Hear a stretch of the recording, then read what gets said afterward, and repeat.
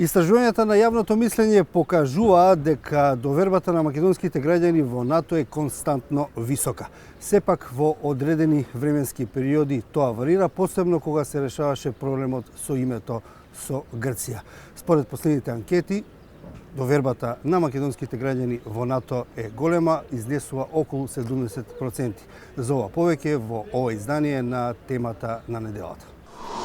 Радио Слободна Европа се обиде да го провери расположението меѓу граѓаните во центарот на Скопје, како тие ја доживуваат НАТО алијансата и кои се придобивките за државата од влегувањето во Светскиот воен сојуз.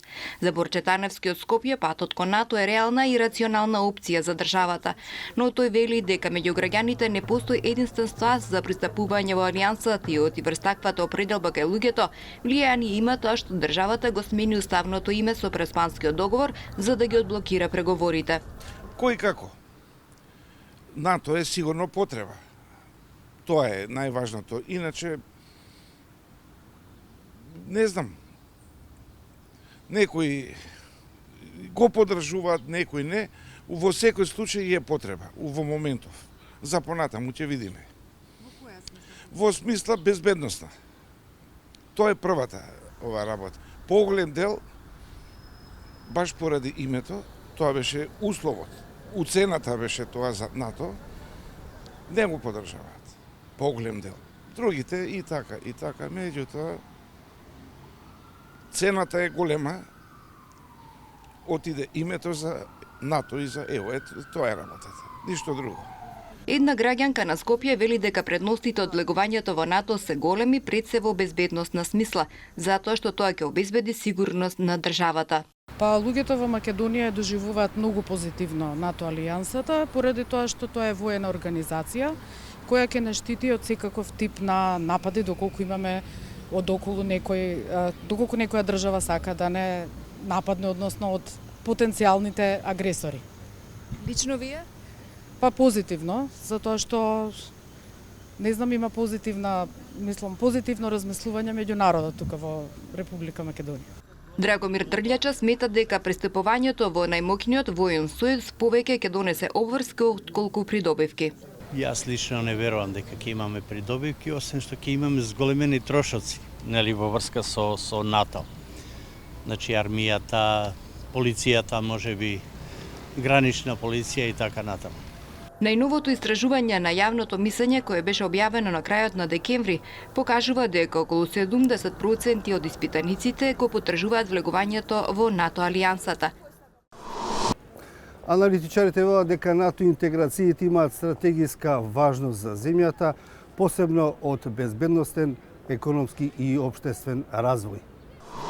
Миша Поповиќ од Институтот за демократија вели дека овие бројки укажуваат дека се уште е висока поддршката од граѓаните за влез во НАТО, иако тој дополнува дека треба да се има предвид дека тој процент на поддршка варира од година во година. На прашање дали кога би имало референдум, тие би гласале за или против НАТО, помеѓу 67 и 70% од испитаниците рекле дека ќе гласаат. Тоа укажува се уште на висока поддршка од граѓаните за влез во НАТО. Меѓутоа мора да се каже дека во минатото, ако се погледне, имало и многу повисок рейтинг, меѓутоа и понизок рейтинг на НАТО. Сето тоа најмногу зависеше од различни политички моменти. Меѓутоа тие мислења најчесто не беа поврзани со политиката на НАТО, туку со односот на НАТО кон државата, а скратено кажано, кон проблемот со името.